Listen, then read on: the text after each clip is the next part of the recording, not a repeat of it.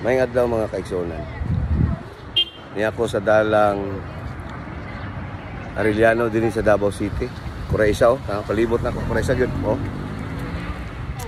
Kuresa kay tungod kuhaan kog bodyguard. Usually na ako'y nadyo ko'y 5 ka body no. Tambay body na ko na. Aron mo secure sa kuang safety.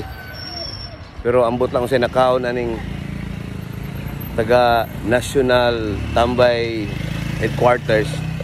Kuhaan kog bodyguard. Inusaran lang taon ko ani. Pero wala na kapugong na padayon akong pagpanambay. Anad man tagway bodyguard. Ang ako lang ang mga rason ba wa na mao. Kuhaan kog bodyguard na tambay kay tungod kulang daw bodyguard tambay ang mga ubang area. Akong pinuang hinubra mga mga tambay sa Pilipinas niya. Kuhaan kog tambay bodyguard tanaw Ginoo ko. Nya kadua, ay labot ang National Tambay Headquarters ana kay ang sa Tambay Commission may naghatag sa kuana nabuang na gining tawhanan ni.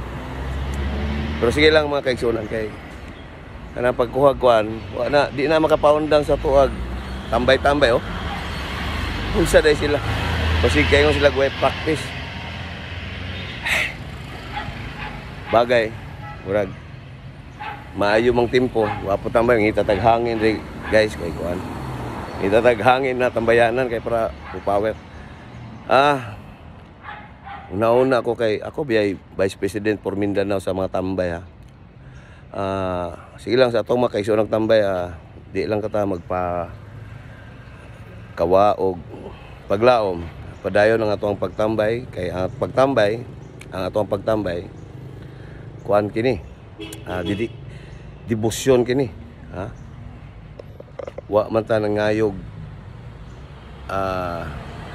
tugbang niining salapi apan ang dedikasyon sa pagtambay aron mapaniguro natong hapsay ang atoang nasod mao na ang atoang katayuan dia. Alright, sa tanang tambay, regards og